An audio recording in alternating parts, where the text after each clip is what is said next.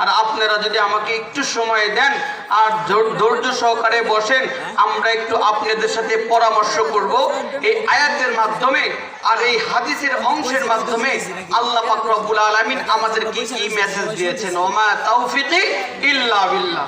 আসুন সর্বপ্রথম আমরা আলোচনা করব কোরআনের আয়াত নিয়ে। আল্লাহ পাক রব্বুল আলামিন বলেন, ওয়া ইন্নাকা লাআলা খুলুকিন আযীম। আল্লাহু আকবার বলেন।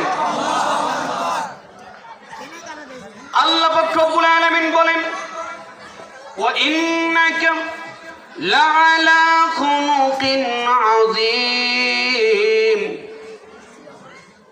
আমি আল্লাহ পাক রব্বুল আলামিন সার্টিফিকেট দিয়ে দিলাম, পৃথিবীতে আমি যত মানুষ সৃষ্টি করেছি, এই পৃথিবীতে সমস্ত মানুষ নিজ হাতে বানিয়েছি।